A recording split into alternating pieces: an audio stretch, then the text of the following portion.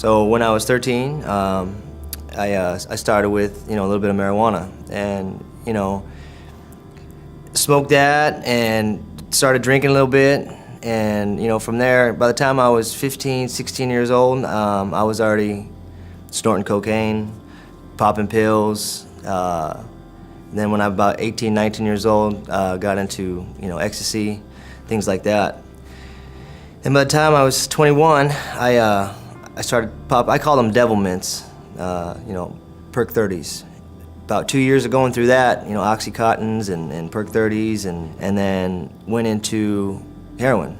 And the day I smoked that first tray was like the end of my life right there at that point. At least I thought so. And within a matter of 5 months, I had a beautiful house, out in Peoria. I worked a job as a supervisor for a countertop granite tile company. It was all swept out from underneath me, just from doing it, and it happened so fast. I ended up meeting up with a friend, and of course I'm out of money, and what the heck am I gonna do? He turns me on to this idea of what I ended up getting in trouble and going to prison for. And when I got arrested on December 18th in 2011, I walked into county jail with about 32 felonies, and my door cards hit the floor, and I didn't think I was ever gonna go home. So I ended up doing 2.5 years in prison as a result of that. When I got out, the whole time I was in prison too, all I'm thinking in my mind is I can't wait to get out and get high. I couldn't wait to start using again. But I never touched it while I was locked up. On probation, I opened up the door because it was nice outside. I grabbed a beer out of the fridge, cracked it, and I drank it.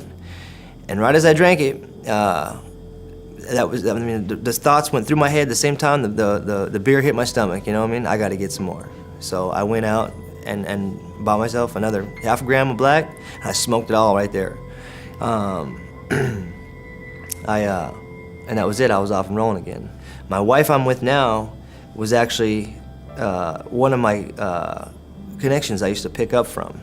We were on the street for a little while, bounce back and forth when things were good, hustle a little money, then we'd be in hotels. We find out we're pregnant, we're on the street. And we did our entire pregnancy on the street up until about almost 8 months pregnant. We went in, they tell us, you're gonna have twins.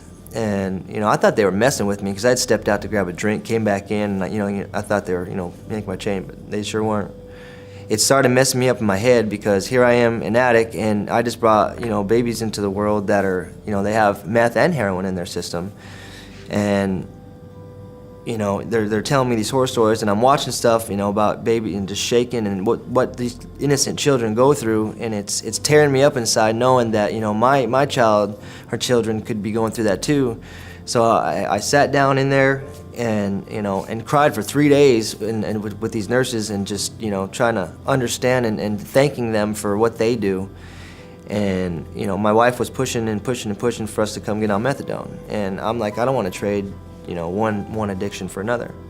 Why? If I'm gonna quit, I'm gonna quit, and that never worked, ever, never. I tried everything. They were born on August 2nd in 2016. I walked into ITS on August 3rd, 2016, and started the methadone process.